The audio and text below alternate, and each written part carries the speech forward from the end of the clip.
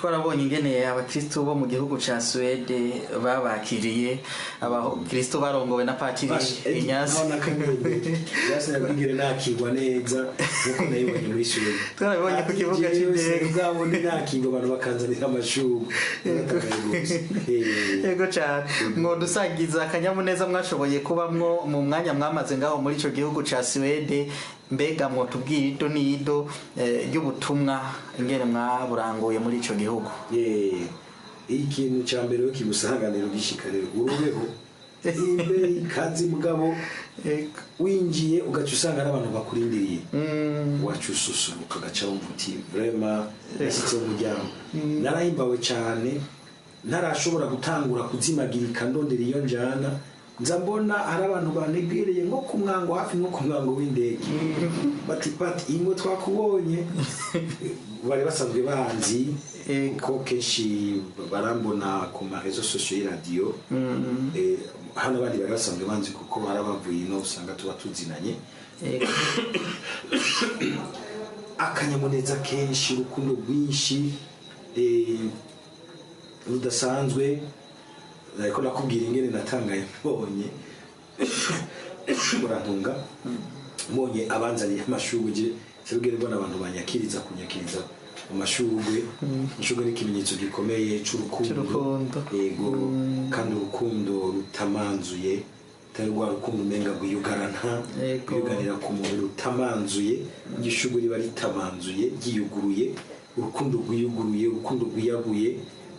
nagomba nkenguruke cyane ingene nkishika nabonye ko abantu bari mu mubano muri mission bayitanga ni mission hariya nuvuga umubano udasanzwe w'abakristo basenga mu Kinyarwanda bari bavuye hirya no hino muri Sweden barazi Stockholm kugira ngo basanganire banyakire kivukanyi banezereze banzima nuko bahezagira ndabashimira barakwingira ngo mugisha wawe ndizagira ati ngo bisagara muzo kwinjiramo bakabakira amazu muzo kwinjiramo bakabakira murabaramutsa amahoro ayo mahoro bakwiriye azobajyako ayo mahoro y'Imana abandanya babako mwebwe mwese mwanyakiriye neza muri Swede abandanye ashwara imitima yanyu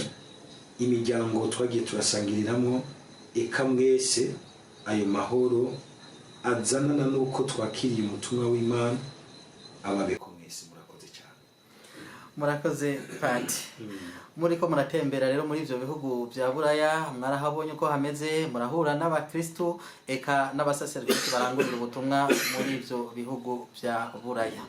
dusanzwe twumva ko muri ivyo bihugu ukwemera atari kirenga kudakuze mu mitima y'abakristo baho indemesho mwohereza abakristo bo muri ivyo bihugu kumena abasaseredoti barangurira y'ubutumwa niya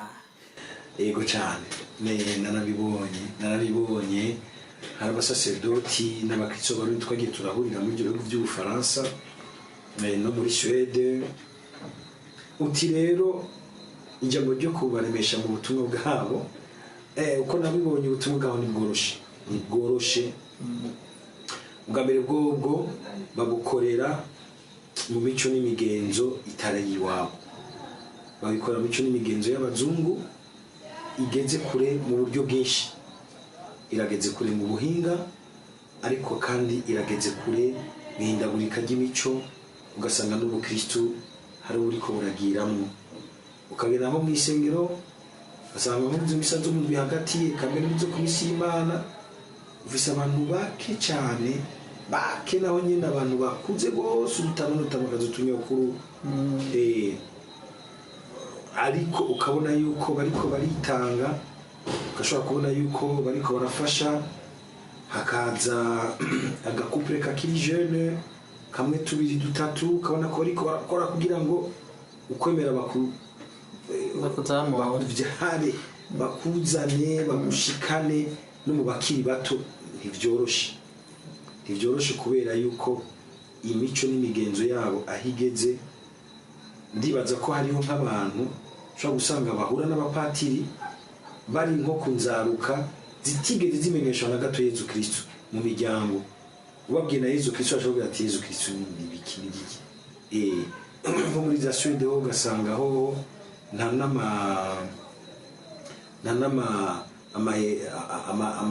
amaparuwasi katolika ahari. Igihugu c'abaprotestanti bandi bari mu bigo ariko bari Yezu Kristo ubwo abasaba katolika bari imico n'imigenzo myinshi none ugira ntibariko bakora ubutumwa butoroshe. Ariko ikintu kimwe nagomba ndabakengurukiremwo bwose abakristo b'abarundi muri Suède hamwe n'abanyarwanda, ikintu ciza bwose nagomba menda gitariko akaba n'abandi bose basabagiye hirya no hino, nuko baramaze kumva kubona iyo ngabirano mutima ariko arababibamwo yo kwegerana bakaba umuryango. Hari mu bihugu bya Buraya rero ari ikintu babamwo twebwe tudatahura neza, ikintu ca immigration, iki kintu c'abantu benshi bagenda bagana ivyo bihugu vya Buraya batwawe n'imvo nyinshi, ari imvo z'injyana usanga ziri nko mu bihugu byacu bya Afrika, imvo z'ibintu vya politiki, imvo z'ibintu binabiriya, imvo zo kurondera ubuzima bushoboka aho bwisunuye gusumbya. Ugaca usanga rero iyo bashitseyo umenga umwe wese n'ugusama yiwe afata inzira yundi agafata inzira, ukwemera cyane cyane aho hagoye biragoye kugutwara urumwe. Kuzigama iteka ry'ukwemera, kuba mu iteka ry'ukwemera biragoye ko uriziga muri wenyine. Muri Suède rero baramaze gutora kubona, kumva, kwakira iyo ngabirano yo kwihatira kuja hamwe. Nacyo gituma mwumvise mbere n'urwo rugendo rw'ubutumwa nubwo rwiyumviriwe n'abagenzi ba Radio Maria Burundi, barabonye bati oya twogwisangiza ako kanya nitwokwisangiza, baca bakugururira umuryango wose w'abasenga mu Kirundi no mu Kinyarwanda hariya muri Suède. Kuri ico kintu ndabakeje mukuri, mwarabaye intangarugero kandi muhakomere, muzobimboneza, muzodomekera iyo ngabirano y'ubumwe bukomeye bw'abasengerano bw'abasangiye koko ubuzima n'ukwemera. Kandi bo bose mu byo kwemera gusa n'ubuzima bwose, n'ukwemera kunyengetera ubuzima. Muri binabiro hano umuntu agiye Buraya ashikara umunyuzu, arakenera abandi bamufasha gutahura, kwiyakira, kwakirwa, kumva ko ari mu muryango. Bigaca mu kumufasha mu by'ubuzima bwa misi yose busanzwe, mu by'impapuro, mu kumenya haca mu nyabirondeza, bigaca kandi no mu kumwakira mu by'ukwemera, akaronka yumva ko asenga ko ari kumwe n'Imana. Imana atayisize Burundi ahubwo yamutanze imbere, kandi baguma bagendana mu byacamo byose. Ico kintu abakristo b'abarundi muri Suède bariko barabintangarugero, twizere yuko n'abandi bariko barabigerageza, mugabo ahandi ntitwagiye turabibona rwose. Ese nabo boheza bagafata ko karero keza. Ijambo rero intege no batera nibakomere kwibanga, nibatangare nuko kumbura umenga birimwe amananiza atoroshe, birimwe amageragezwa kubaho nk'umukristo muri ibyo bihugu by'i Buraya.